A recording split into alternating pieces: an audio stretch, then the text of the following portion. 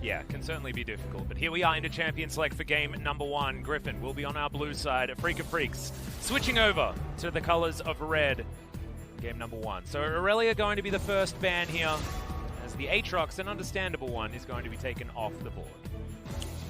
To me, a little bit surprising power level-wise. Afreeca red side ban of Aatrox makes sense, and Sword has been spamming it in solo queue. However, you just click the Fiora button and maybe you just win Atlas. It's very possible there, given the Keen's Fiora would have a great matchup into Aatrox. How do Griffin find a champion pick that Keen can't just run over Sword on in lane is something they weren't able to do as much in that secondary loss to Afreeca Freecs in the second round robin.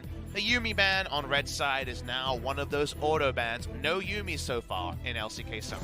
Nope, not going to happen. The Rise is going to be taken off the board here as well. Griffin not wanting to first pick it, so Silas is certainly standing out as that potential first pick.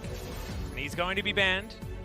So now Griffin with a few more options. There certainly are some things that have been left off the ban list, and Sejuani does come to mind, as Tarzan has been able to play extraordinarily well even outside of meta, and now when she's almost permaban, could be a good pickup for him. Very scary because Chovy's been spamming practice on the mid lane Camille as well, and that's a very good synergistic champion with the Sejuani, especially with Aurelia ban. Afreeca probably thinking though, alright, maybe you get a pretty cool melee carry and Sejuani duo, but Dread can pick something like a Kayn or something crazy into Sejuani, and we can just subvert that being a win condition. It's going to be the Lee Sin, which is not quite as targeted against Sejuani as something like the Kayn, but it is a pick that for sure you could run over on, and it seems like we will get the rollback of the Sejuani Camille. Yep, Camille being considered here by Tarzan. One thing I want to draw your attention to is the fact that the Lee Sin Nautilus was what we saw paired with the Pyke and a Kali combination that came out of KT Rolster as well. Of course, Nautilus just being so much CC means you can afford to pick a few more of those squishy carries. Pretty hyped to see Chovy on the Camille, though. Very expected to be a mid lane pick here after what we saw just yesterday. What about further on the draft, though? A lot of different avenues Griffin could go to here, a lot open. So it's a very... We kind of want to know where Griffin's priorities lie rather than making predictions. Predictions on day 1, day 2 of the draft. Lehen's Singed Hover. Oh, boy. Oh, there we go. But we get Lehen's champion. He's jumping on the Lux. And I wonder if he'll find space for a redemption. If you guys missed spring season, Lehen's just randomed his champion and built redemption on it, and it was fine. Yep, that's exactly what he did. It was almost what Tarzan did as well, bringing out that redemption Olaf for the first time. Yukal hovering his most famous champion here in the Talia, debuted on this pick and did ridiculous things in his opening game, as Azir is going to be his final decision. Oh, the fans actually sounded disappointed by that. Azir's got kind of this bad reputation recently because after Faker played it, that MSI, we saw it over in the LCS as well. People don't want to see scaling, and Azir usually represents a scaling draft one way or the other. So it is a Yukal special. He has played amazing games on these. I believe it was his debut champion, Atlas, all the way back on KT in spring season. Had a very big performance on his first day. I remember that part. I don't know if it's game 1 or game 2. But jumping on the Azir, a lot of people not happy to see it. And some coverage bans probably coming the way of Afreeca Freecs. One thing in defense of Yukal is the fact that if a Hextech ultimatum comes down, sweeping...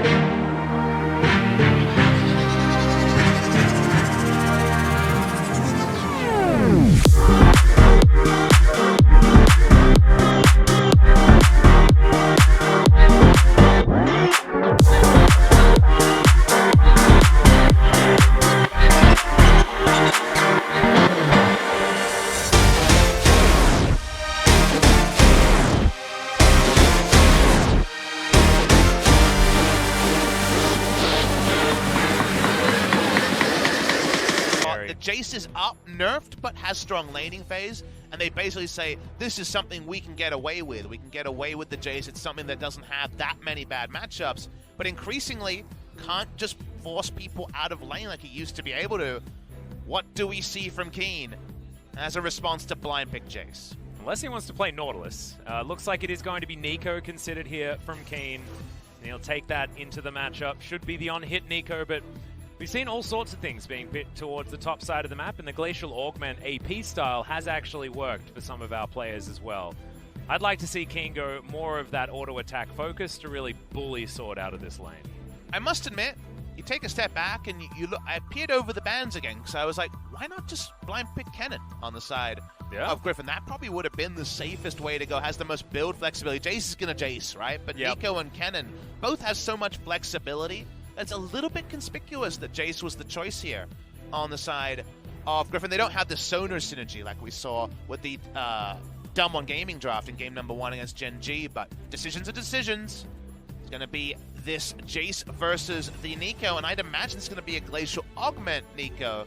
That feels like the more popular build in Korea, and you can just wave clear and stay away from the Jace. And also, if you went on hit Nico, that would be the most Frozen Heart value you could ever get against this team. That is 3 champions that are relying on attack speed in order to do maximum damage. So I do like the idea of going for the more bursty variety and also allow those big flank Pop Blossoms to do some work for Keen. And with the Jace, not a lot of latent magic damage. Sejuani had some damage buffs, overall nerfs to other parts of her kit, and Lux from support is going to be focused on shielding strength more so than necessarily the ability power, but there will be some behind it.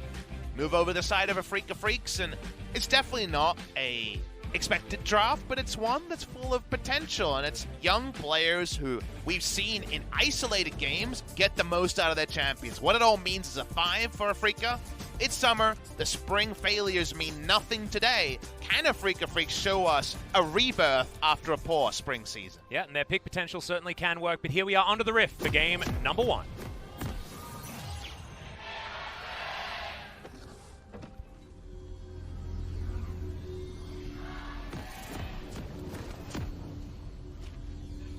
Gonna check out that beautiful sky once again.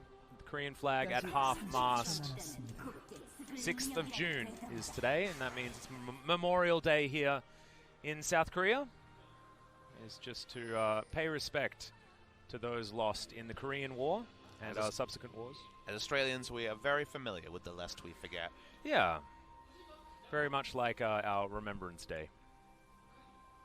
Griffin, Afreeca, they're all about new memories today. They want to start something good in the summer season. And Sejuani is an old favorite of Tarzan's. Remember him bringing it back into the meta, even before there was any changes in the Kesper Cup, where he dunked on, it was Canyon, I believe, in the Griffin versus Dumb One Gaming series. Looking at the rune choices here, as the mid lane Camille is going to be taking Comet this game. So Comet Camille top lane was a keystone for a long time on the Camille in a lot of matchups because you could just tactical sweep and get the Comet down. As we mentioned, it just happens on screen. Scorch got buffed. A lot of different changes in runes means that rune choices have actually shifted a little bit on this patch. In the top lane, it's our first nerfed Jace. Nerfed to his first max ability. We talked about it in Champion Select in our first series, but when your first max ability gets nerfed as much as Jace's Q did, it does mean that, yeah, we're still going to be punishing at level 1, but as the levels go on, Nico escapes trades with just that extra 20 HP more often than not, and that adds up. Well, we'll see whether Keen is going to be escaping or putting the pressure on. As you can see, he has taken that Glacial Augment, so it's going to be more of that AP flavor with the Spooky Ghosts, the Super Soakers, as many on-use items as you can possibly find. I'm actually surprised because Yukal has taken Teleport this game. And the reason why I say that is, after level 6 for Camille and Sejuani, you could be stunned with no ability to press a button for like 5 seconds. Well, we're going to see a few seconds here as Yukal gets a lot of damage taken. Remember, the Electrocute does even things out, though. The obvious part is there. The Glacial Prison, the hook shot, those parts come in. But remember that Sejuani, with melee champions, going to have permafrost instantly when you E-auto Q. As a Camille, it takes 0 seconds and you're going to be basically perma-stunned. So not taking Cleanse here gives you some map movement, but the QSS is definitely going to have to come in early. Well, Dread, he's looking for Tarzan here, level 3 for both of these junglers. Winter's Wrath is going to mean that Tarzan just clears out all of these, as Chovy taking way too much pressure here in the mid lane. Yukal answering back after Chovy's attempted all-in. It definitely sucks to be a melee champion against Azir. It's something yeah. that we forget. Don't often see the mid lane Camille, but against the Azir, it's just even more pressure than Lissandra. It was the Lissandra after nerfs that we saw Camille laned against very, very well. But now against the Azir, well, best of luck with the CS. Yep, have a good time. Senin is moving up as Tarzan's trying to at least relieve some pressure. Dread understands that this is likely to happen as he moves on over to his second Rift Scuttler. That was a really nice ward placed, I believe, by Senin onto the Krug camp. Going to spot Sejuani as well. So they're controlling Griffin really well in the early game. Games aren't won in 4 minutes, but the 4 minutes that Afreeca played so far has been measured, it's been informed, and it has responded to a new draft phenomena in this mid lane Camille. So shout out to Afreeca Freecs. So far, they've got some really good read on Griffin. And could this be Griffin maybe getting a little bit overexcited about this new Camille pick in the mid lane? Because it looks like Yukal isn't all that answered when it comes to this added pressure that he's able to put down on his melee opponent. However, if you just weather the storm in these first few levels, it might be an opportunity for Chovy to come back in, despite the fact that he's half the CS bar that Yukal has put together. And that's the fair counterpoint, right? We're very, very early in the piece, so we don't want to talk about anything. Look at this, no mana jungler. So how about a blue buff to dunk on Camille even more? Yeah, and that is after Dread picks up both of the Rift Scuttlers as well, as Sword is understandably getting a lot of harassment here towards the left side. Here by all this cool stuff from I know. I mean, we dared to, like, you know, off air, we were actually talking about this matchup, and we were wondering whether we can start actually getting excited about Afreeca. Well, Yukal's going to have to flash as we hold our tongues for a little bit longer. Answering back some damage, but no flash, no teleport on Yukal is very scary. He rushed the Merc Treads, which we already talked about the amount of CC, and yet... That's some value. And yet, God. You still need the QSS Atlas, because the CC start, and literally you can overlap him to death. Yeah, it might be that he just needs to be not near the two opponents that need to be together for those CCs to be a thing. So maybe just extra vision might be the answer here from Yukal. To your first question specifically around kind of holding our horses regarding Griffin and Afreeca and where they're going to go this season, it was one of those scenarios where the moment Sejuani was locked in, Camille was coming if it was left open on the side of Griffin. So yeah. Afreeca had that info and how they've played around that, and the Azir draft, which usually, like we mentioned, derision for this scaling pick. I think actually we're pretty impressed. I like it. Here on the bottom side of the map, you can see Viper has gone towards that Manamune build that we were talking about yesterday. We know a lot of Korean players have actually gone away from the Manamune build that you were discussing yesterday as Viper. Dredgeline is going to come out and connects here from Senin. A lot of damage, but aiming has to flash very early away from Lehens. That light binding is so dangerous. Overall, a 2-for-1 flash trade, though. There was a flash Q from Lehens, I assume, to get both Aftershock and try to re-engage onto aiming. It drew a follow flash after all, so the only person who's smiling is going to be Senin, who keeps his flash up, and with flash and soon to be level 6, the playmaking opportunities bot lane are endless. Yep, it's going to be absolutely huge. Dread also, he's on the top side of the map. Tarzan was moving his way down bot, but no wave control, no opportunity to get anything to happen there. So a slow game so far from Tarzan, as Dread has been pretty much keeping him under wraps throughout most of this game. Takes his third Rift Scuttler. That is none for the Piggy Lady. But rather than inaction, there's been a lot of smart action out there. A lot of stuff, right? Yeah. And that stuff is going to flow on to kills post level 6 for these junglers. There's a lot of gankable lanes for both. Probably going to be a farm lane, top lane after all. And Keen, we talked about Glacial Augment. It is the AP choice. It's the most popular choice in Korea. Just going to wave clear against this Jason. I want to watch the lane trades around level 9 and onwards just to see if we can feel those Jason as bad as they read on paper. Yeah. Well, you've got Keen here up towards the top side. He just wants to get rid of this last cannon creep, see whether he decides he wants to go back home. He's got an arm guard as he goes looking to replace some vision. And coming back to the Manamune build, the reason why there was kind of a 2-week stretch where everyone was going Manamune Kai'Sa was not about the Q proccing the Muramana like you might have expected. There was actually a time when Death Stance and other abilities worked on Kai'Sa in kind of a broken fashion a year ago. That was removed, and it is actually purely about 10 extra AD. You're doing the math around it. You have about 65 AD around the time that you're getting close to Muramana, and thus Pickaxe Doran's Blade, 100 AD, quick Q transformation. But just like the the BSO double pickaxe build, his top side will have to hold the point. Ult's going to fly on forward here as Pop Blossom comes down. That's going to be one stun. Great flash to get out of the way of the Empowered Shock Blast. Is going to take a bit more than that to kill Keen. That was really good timing on the flash there. Maybe it was the first time and was fortunate. Maybe it was intentional. With Keen, we always err towards the intentional. He stays alive. A turret plate will come down, but after the Infernal, Afreeca Freecs looking for more. Yep, that is going to be a turret plate here for Sword, though. He'll be very happy about that. Of course, getting the flash out of the Nico means that she has to pay more respect for this jungle top duo. Chovy with a tactical sweep, but he's going to regret that, as moving forward against this Azir just means he takes so much follow-up damage. And Dread, he's sort of not waiting towards the top side of the map, as you'd expect Afreeca Freecs to do, just with the power that Keen wields. He's there making sure that UCal can win even more. That's mostly because he was making a bot side play around the Infernal, and thus he's just seeing if he can make something happen mid before he transitions top. 2 turret plates going down. That's still Jace, right? He's still got the W. He's still got a kit that allows him to take turret plates so easily. One of the biggest relatively buffed champions with the introduction of turret plates. Azir in this matchup, looking very much like a Jace. With his ability to push up. Chovy's about 20 CS behind at all points. Now it's 25 CS, so... So the next shopping trip is for UCal. Do you build QSS or do you go for something like a Stinger?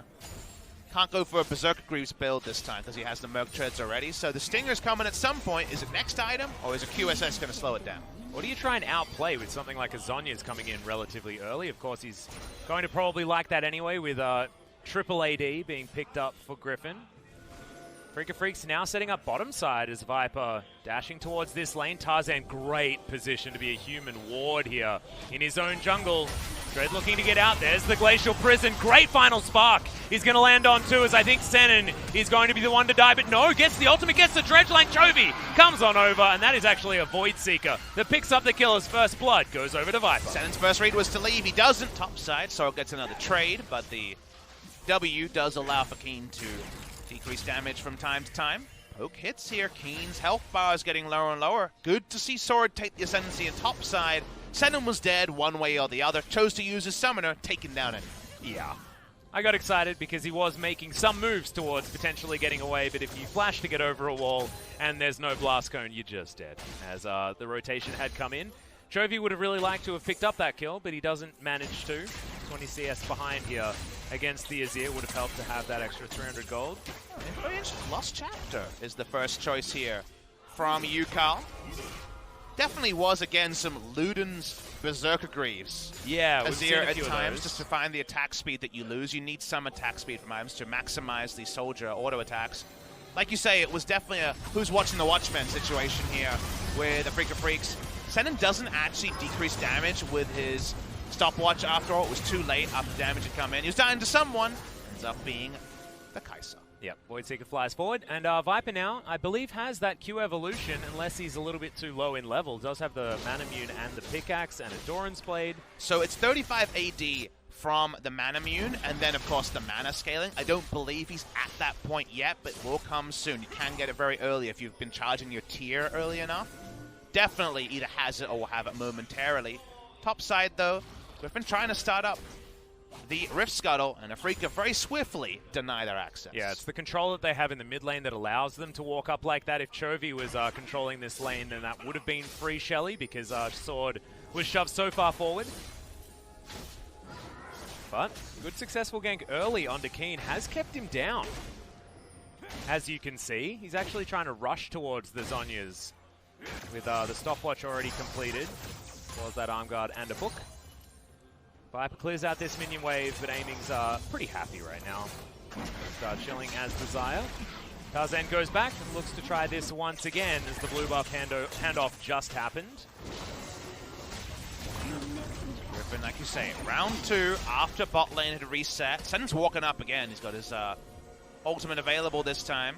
Yep, Dread. Can he actually safeguard in there? Doesn't actually know the health bar of Shelly right now as the light binding does land. All of the buttons used onto this Nautilus, who gets himself the aftershock. Meanwhile, on the top side, Sword is looking for the solo kill onto Keen, flashes forward, grabs it. Meanwhile, here we go. The Emperor's Divide onto 3 as the killer instinct from Viper gets him to safety. Tarzan won't be so lucky as the Sand Soldiers and Dread tear him apart, and Lahen's looking for more flashes in order to get out. And Griffin, they do lose one, but they win the fight. Nice to get an exit kill for Afreeca, but like you mentioned, the meat of the prize is going to be picking up the Rift Herald. That's available onto Viper. Overall kill trade, because like you say, a solo kill on the top lane, expected. But to Sword, not to Keen. Absolutely not.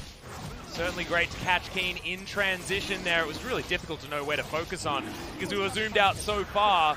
As the second Infernal Drake is going to go to Afreeca, despite the fact that Shelly was the reward reaped from that fight from Griffin. And look who was in the shop. It was Nico. Keen doesn't react. The fact that he didn't move confirms that he was in the shop. Keen also having to run away again. Afreeca Freecs, top laner, their last bastion of hope to win basically any games in spring. That's down his team. As Afreeca otherwise, the gold lead's not massive here. In fact, with that turret plate, look at this. Double Infernal and an even gold game between Afreeca and Griffin. Yeah, this is real exciting. Very, very close, despite that team fight win going over to Griffin. It just feels like the Griffin script, you know? They were so, so good. Any team fight scenario, it felt like Griffin were able to find their way into a winning position. To a point. That was something they abandoned in the final that caught us off guard, Atlas, with 2 games of Pantheon Talia in the bot lane. So we knew that, but Griffin, for the purpose of that series, moved away from that. So I'm trying this season to make Griffin re-earn my love, re-earn my trust, re-earn my expectations, because yes, they are clearly a very talented team, and they've shown great ascents towards amazing performance. But there's also been those other moments that now, if you put them together, give you a bit of pause. Yeah, can be a little bit rough. And you're entirely right, but their identity moving into the LCK was certainly team fighters first, everything else second. They were the team that was able to come back in a very snowbally meta from the furthest margins of being behind. Just not against SKT. Felt like SKT were their team fighting kryptonite. Towards the end of the spring season. Sword here gets his turret taken. It is going to be the second turret of the game, as Griffin had already taken the top outer. Your amount of transformation is live right now, in case you guys are wondering. So, again, it's about how much mana you charge. You get 55 AD roughly straight away when you finish the Manamune, 25 from Pickaxe, 80. Then, of course, the 8 coming through from Doran's Blade. The last bit is about the transformation that comes with that 2%. Yep, the stacking of that mana. The downside, and the reason why actually a lot of 380 carries dropped the Mirror Mana build recently is that you can't get that kind of attack speed in lane that you get through the Stormrazor, and the fact that the Stormrazor builds in such a satisfying fashion. But the clunkiness of not having that attack speed. Having your Q is really nice, but the clunkiness factor is very relevant. Atlas' Sword is actually bought a late tier just on this fact right now. Wow. Okay, so wanting to go... I actually like this because one thing I was going to bring up, Papa, was the fact that they do have a Lux and a Jace. And in olden times, this is to go back quite a few years, that is a pretty dream team combo when it comes to sieging. But that's what Griffin is setting themselves up for right now. The cool part for Afreeca Freecs, though, is when you see that inventory choice, you actually know what Griffin is going to play. They're going to play 4-1 with Camille in a side lane and Jace grouping, and that's extra information that you didn't have until the tier really makes it clear that that's exactly what they want to do. It's a blue buff without a blue buff. Yeah. Well, we'll see whether Afreeca can answer accordingly. Because what is the choice that you make once you have that information on the table, once you see that that's what Griffin wants to do face up? What do you then do to counter that, to respond to that if you're the Afreeca Freecs? So what is your win condition? The thing you do have is you can also be pretty flexible with your choice. And remember, it's AP, Nico, and Azir. So actually your wave clear is very, very strong on Afreeca Freecs. Xayah also has good wave clear. You need to be able to engage. That's what happens when you see a scenario with that much poke. And to get a true engage, you look at their team and you're like, situational engaged, and then Nautilus has the true engage on this side. The best way to set up a winning scenario where you're not split to hell, like we're alluding to with the Camille on a side lane with Trinity Force, blowing up turrets is to put down control wards and objective and get them to come to you. And that's what Afreeca Freecs needs to do, to take over the game to the point where Griffin has to come to them. Right now, the Camille is not anywhere near the Trinity Force. Has a dagger and a ruby crystal. Looks like Ravenous Hydra will be the option before that. As you can see, Tiamat and the Vampiric Scepter have been completed. They're going to lose this outer turret, and it feels like tempo is actually back in the hands of the Afreeca Freecs after that first turret did fall against them. Afreeca doing a really good job of rotating around Camille. Maybe their biggest game plan for today was being able to beat mid lane Camille. Again, a solo queue trend in Korea. We saw it in pro play and in a victory by Showmaker for Damwon Gaming against Gen G. A lot of walls in the mid lane that you can hook shot off to get those early stuns, and if Sejuani is there as well, like we mentioned, perma CC bar over the target. It's been a very, very popular pick in combination with Sejuani along the lines of that Aurelia-Sejuani duo. But in lane against a ranged opponent like Azir, no surprise that he's way behind Azir. Yep.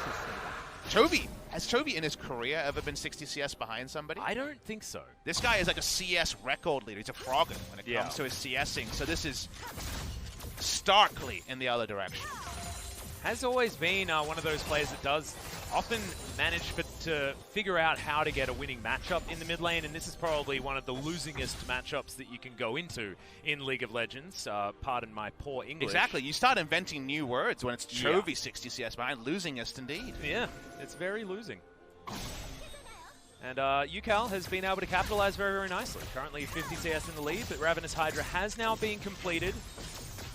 And he's up against the Haunting guys as well as the Luden's Echo. So a lot of consistent damage to come out from this particular Azir build. So this is actually something that could be so pivotal. It could also just be a complete waste of time talking about. Okay. So core item is done. Fiends is the way you go as Lux support. Yes. Gives you everything you're looking for.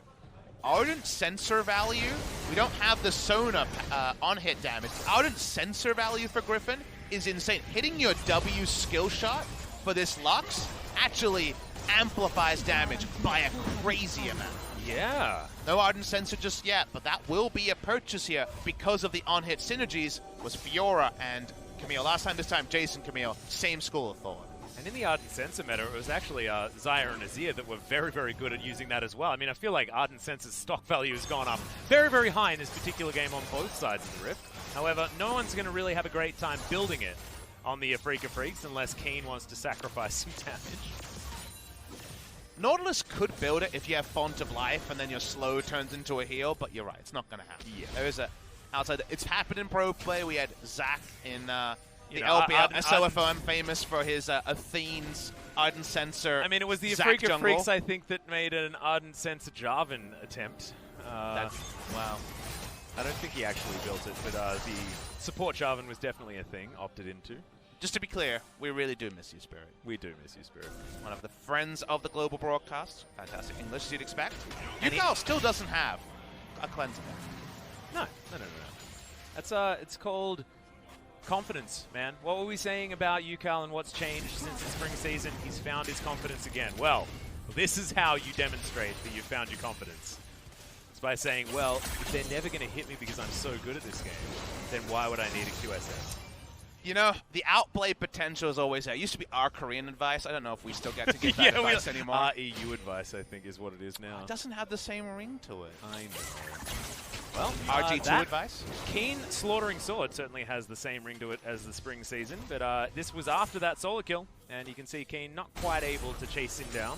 Again, to be clear, it's a very low damage build from UCal. He has high AP values than you would usually expect at this time, because he has the double Infernal Drake, but you desperately need at least Stinger, because the math has been done and you need something like 40% attack speed, 37% attack speed to get the maximum soldier autos in before the soldiers fade away. So you do need attack speed in the build. He's actually gone straight Leandri's. He's someone who is very experienced on Azir, so you should, when in doubt, default to his build, but I do know that that core attack speed is very important. Default to trust is what we'd advise.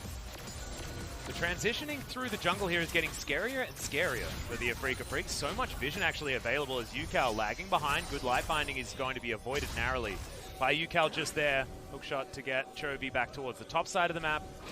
And the pressure is going to dissipate. Can we kill some people, please?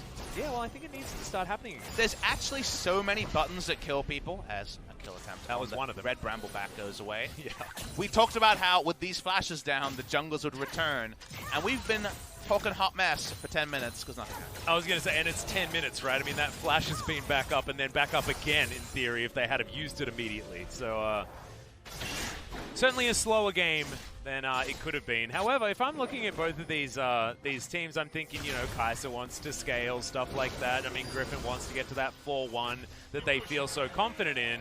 And Afreeca Freecs have Xayah and Azir. They're happy for this game to go to 60 minutes anytime, but Griffin, they don't want that to happen. Sun Turret being converged on, but Chovy actually can't find his way in. It feels like now Tarzan might be routed and doesn't now have that opportunity as Dread looking to clear out this control ward. Lahens to get in there, they pile on top of the Lee Sin. Hextech ultimatum comes down and it's not enough just to knock them up with Senen's ultimate. Aiming gets in there. 4 members of Afreeca are here as the Sand Soldiers try to converge, but the slows are there. Senen has to flash, and Griffin have just stayed out of aggro range so well that Swords managed to turn up. The final spark comes in, and Lahens unable to get anything more done as teleport towards the bottom side. Chovy wants to get something for this. We had so long a lull state, you forget that Griffin want to play 4-1, and now they're able to send Chovy bot lane. He doesn't have Trinity Force yet. When Trinity Force is done, a slow game suits Griffin because they try to hold while Chovy split pushes the enemy to hell. However, Afreeca's team fight around that gold value will also be huge, so differing identities and the better playing team should come out of profit. We talked about CC bars, and yeah, it's not fun to be anyone hit by the first CC from Griffin. Yeah, how many people actually need to pick up QSS? Is it all 5 or something like that? Because it feels bad when you don't have any suppression that you're going up against to build that item. As Keen throws out the Pop Blossom, Sword is going to flash. Yukal tries to get out of the way. Yeah, aiming's going to come in as the 80 carry flank comes down. Sword is well and truly dead, and Keen goes into his Zhonya's, and he's going to be A-OK. Dread's here. The Baron is being looked at, but not gone for, as the final spark is not going to find the target. That was a blind one just to try and get anyone back. Didn't see the context of how that all started, and given it was an area where vision was left on the previous replay, hard to gauge exactly who was at fault. But all we know is Sword is down, and now both his summoners down for quite a while. That does influence his options. See if Afreeca can get this Baron set up. Remember, we said that Afreeca want to win this game by having Griffin come to them around an objective. Yeah, and if you see this map and it's got Griffin members clumped as a 4 with a Camille in a side lane and Afreeca trying to group as 5 and not able to engage, that is exactly what a winning game from Griffin looks like. Whenever you have a Camille that doesn't have Smite, a solo lane Camille, the game always evolves into a bluff scenario of, we don't really think you're going to engage on us. Camille's going to stay in the side lane. Now, no teleport available. It's not going to be as big a thing. Looking at the map, there's actually quite a lot of control vision. This is a really good deep teleport, a playmaking teleport from Azir that caused Sword to have nowhere to run. Yeah, and in fact, aiming in the right position in order to get that flank off. As a 600 gold bounty goes over to the Xayah, which could actually be pretty pivotal as Tarzan going to be able to find an engage, but Lahens is waiting off to the side. Chovy here as well, and so much control vision here for Griffin. A lot of value on that one control ward. This is the game state Afreeca want. Aiming pushes out in mid.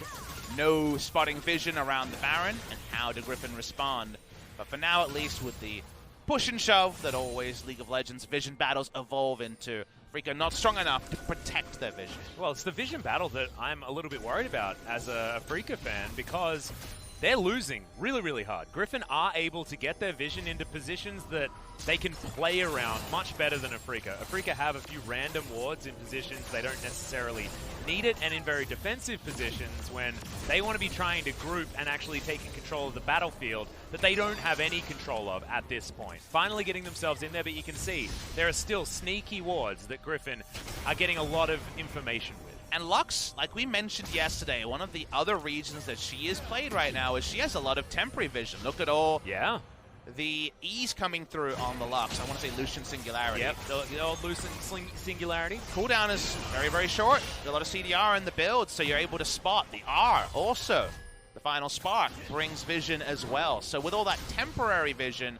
Afreeca, yes, they can control the pit, but for now, at least they can't bluff Griffin to actually get picked or force a team fight. Well, you can see that turret's trying to hit Chovy. That's not how it works. Sun turret's a little bit bugged sometimes on our spectator client. But a reset does come in for the Afreeca Freecs, and they're able to get away with it, as well as Aiming goes back, buys himself an Infinity Edge, gets himself a red buff, and will go back yet again. They need as many control wards as they can get, and you can see only 2 in the inventory so far for Senin. 2 players down over 50 CS in the solo lanes for Afreeca versus Griffin. Those players, amusingly, so are weird, Keen right? and Chovy. Oh my goodness. Opposite day Atlas. I like opposite day, though, when it's the first week of LCK Summer. But given that Afreeca won last time, who wins on opposite day between Afreeca Freecs and Griffin? I guess it's not about who wins. It's about opposite day happens, and then I guess we get the result. We just let it wash over us and then judge it after the fact? Is Sword winning the top lane more influential than UCal winning the mid lane? I would say no, purely because Chovy not having a Trinity Force still and being this far behind on items actually affects their split push. So I feel like the game state is more related to Chovy's items than necessarily Keen's. Keen's can still team fight even though he's behind. That is true.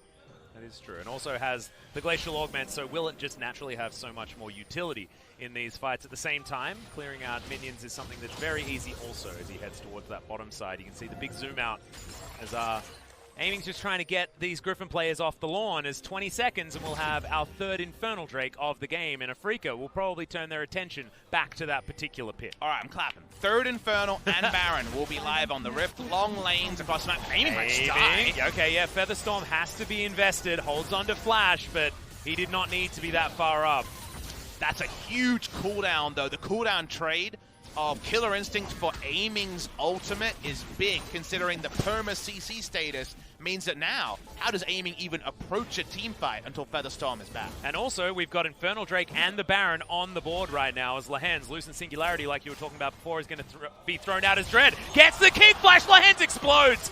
There ain't no time to get that Aftershock down, and he is so dead. Camille's going to be taking the Infernal Drake, but Afreeca Freecs could just go straight to the Baron. They have to go to Baron. This is the first time they've been able to control the map state in a while. TP comes in early. How's this one going to go? Yep, Teleport is also down there for Keen as well. They want to get 5 members into this pit as Senin over the side. This Baron is extraordinarily low as there's the Empress by Tarzan. Goes golden. It is going to be the 50-50 as Keen takes down Chovy. It's Tarzan that steals back the Baron, but will there be anyone left alive? Viper goes gold. Remember, this is AP and so much damage. Guys, a Killer Instinct over the wall as UCal survives for so long, but Viper outplays him. The double kill for the Griffin AD carry. The Void Seeker for the triple. That's the ace, and Griffin have done it. That's the Griffin we remember. They swing back the clock. We're back in January, and if you remember January, Griffin didn't lose many games. Yeah, just a reminder that Viper is still an extraordinary player as well. And Tarzan is so smart. He dives in and uses stasis instantly because he knows they're going to turn, and of course they are.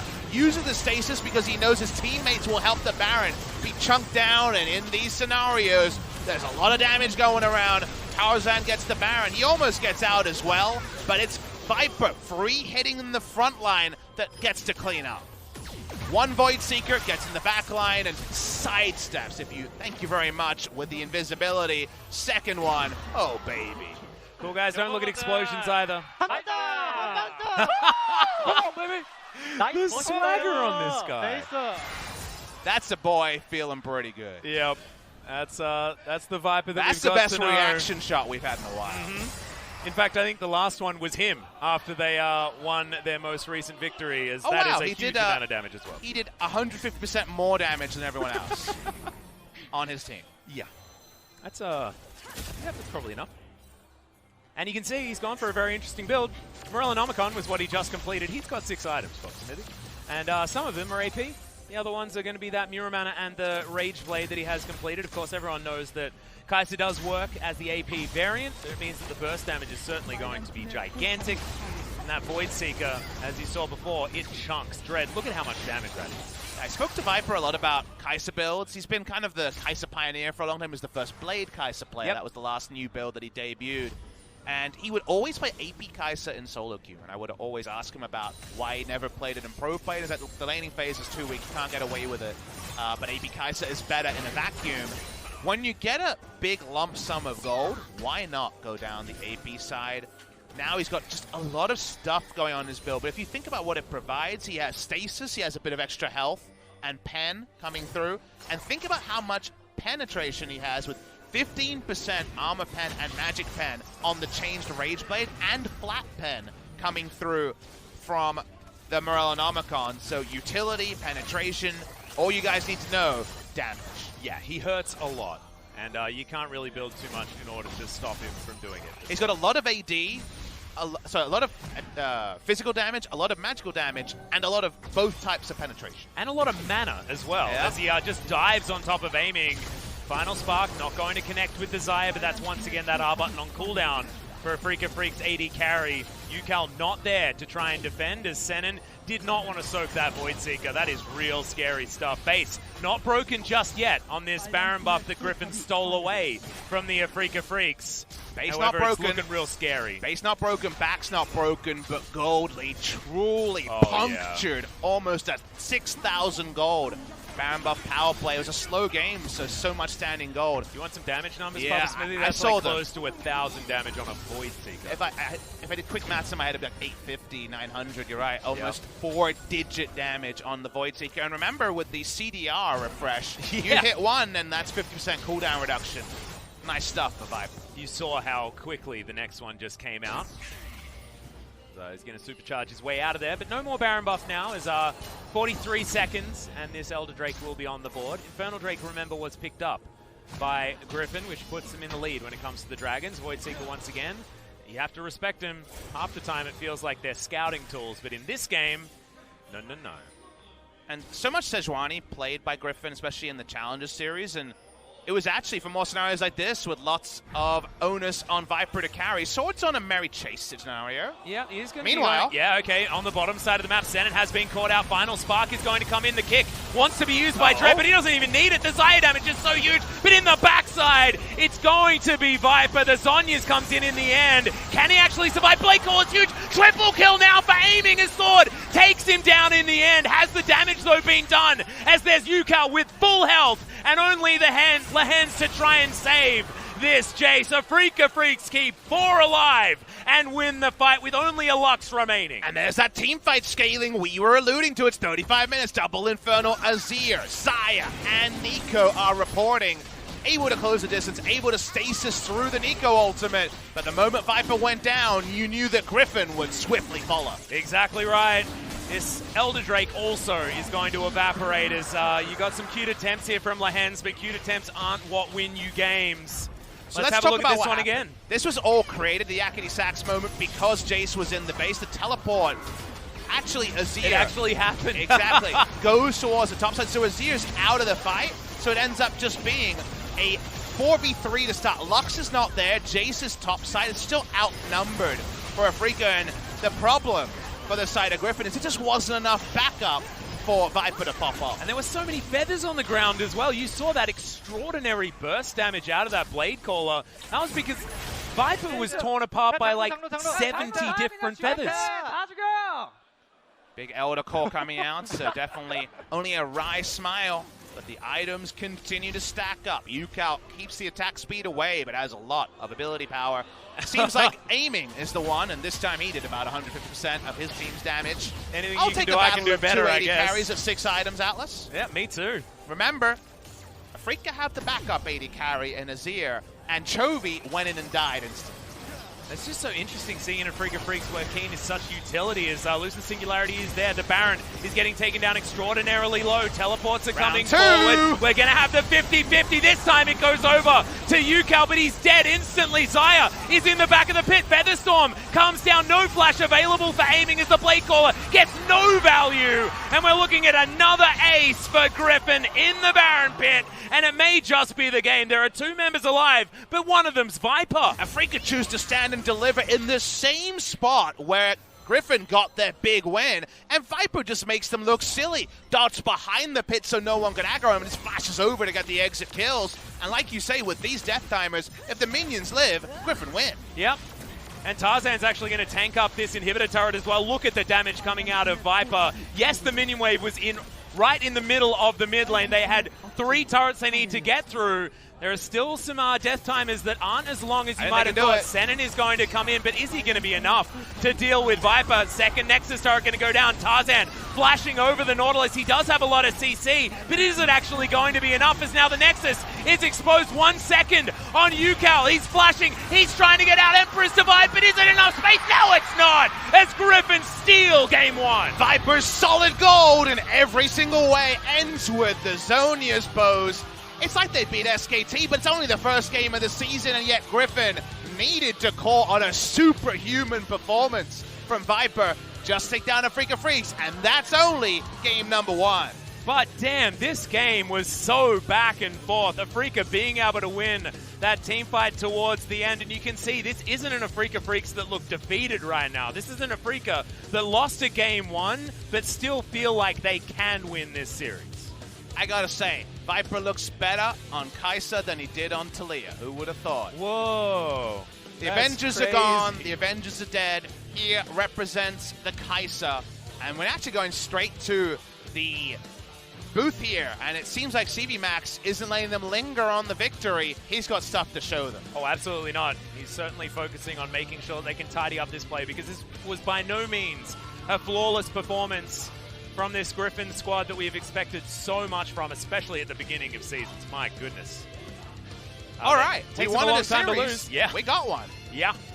Already our most entertaining game of the season. There were moments where Afreeca could come back and fight for it. Here's a replay of the Baron, and they get the Baron this time, so you're like, kind of like, okay, that's nice. How close was this one? The 1600, watching the health bar.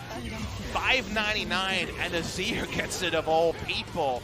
This was a battle that was so neck and neck. But watch Viper going over the wall. Perfect spot to Killer Instinct, because no one can turn on him, and they can get the kills on the back end. Yeah, Dread was pretty heroic in being able to take down the Lux towards the end, but they only needed 2 in order to take this one. It was pretty nail-biter as far as the finish is concerned. But honestly, after that base was broken so extraordinarily, and with these damage numbers, you can understand why. I felt like Afreeca had dealt with the solo laners of Griffin so well, and then Viper just sneakily just gets underneath that radar and dominates the late game on this AP hybrid Kai'Sa. We've been looking for the LCK to show a murmur. Where's your heartbeat, LCK? You're 3rd, you're 4th in the world. It was a murmur for a long time, and then Viper took this game into his own hands and won it off the back of his own play. A welcome return to form for a player who's definitely tried to deceive at times, but has also popped off in memorable ways. Absolutely. It was one of our pentakill getters in the spring season. It was on the Kai'Sa as well, so only fitting that he basically solo wins the game this time around. But it's only game 1, Papa Smithy. Yep. We're going to have to run this one back again in order to see exactly what does happen. So Afreeca Freecs, they looked like they were certainly in it up until the very, very, very end. Let's get some more games in Atlas. Yeah, exactly right. We're going to have a small break, ladies and gentlemen. When we get back, we'll see whether Griffin can get that 2-0 or whether Afreeca Freecs look as good in game number 2 as they did in game number 1. This series is shaping up to be something that you wouldn't have expected coming in halfway through the spring season. I hope game 2 can back up the cool action we saw in game number 1. Yeah, absolutely.